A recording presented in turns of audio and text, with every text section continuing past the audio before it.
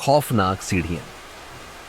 रवि और उसका दोस्त अजय शहर से दूर एक पहले पुरानी हवेली के में किराए पर रहने आए थे। घर बहुत बड़ा था लेकिन बहुत सस्ते में मिल गया था। मकान मालिक ने जाते जाते बस एक ही बात कही, रात में पीछे वाली सीढ़ियों का इस्तेमाल मत करना। दोनों ने हंसकर बात टाल दी और सामान जमाने लगे। हवेली में अजीब सा सन्नाटा था, जैसे वहां सालों से कोई नहीं रहा हो। रात के 1 बजे बाद अजय को प्यास लगी। पानी लेने के लिए वह नीचे जाने लगा, लेकिन मेन सीढ़ियां कहीं दिख नहीं रही थी। अचानक उसकी नजर पीछे वाली सीढ़ियों साइड्स पर पड़ी। मकान मालिक की चेतावनी याद आई, पर उसने सोचा बेवकूफी है, सीढ़ियां ही तो हैं। जैसे ही उसने पहला कदम रखा, एक अजीब सी पोठंडी लहर उसके शरीर में दौड़ गई। उसने ध्यान नहीं दिया और नीचे जाने लगा।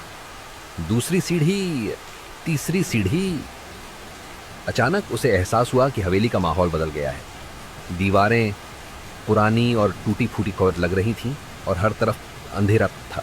तभी उसके कानों में पट्टीमी सरसराहट सुनाई दी, जैसे कोई फुसफुसा रहा हो। अजय ने मुड़कर देखा। सीढ़ियों के ऊपर रवि खड़ा था, लेकिन उसका चेहरा अजीब और विकृतमारी लग रहा था। तुम्हें नहीं आना चाहिए था, रवि ने कहा, मगर उसकी आवाज गहरी और डरावनी थी। अजय का दिल जोर से धड़कने लगा। तभी उसने देखा कि रवि धीरे धीरे हवा में उठ रहा था और उसकी आंखें तमलकी सफेद दमन हो गई थी। डर के मारे अजय भागने लगा, लेकिन सीढ़ियां खत्म ही नहीं हो रही थी। जितना भागता उतना ही नीचे जाता जाता। अंधेरा घना मन होता गया। अचानक किसी ने उसका हाथ पकड़ लिया, ठंडा बर्फ जैसा हाथ। उसने डरते हुए ऊपर देखा, वह तिशकर भी नहीं था।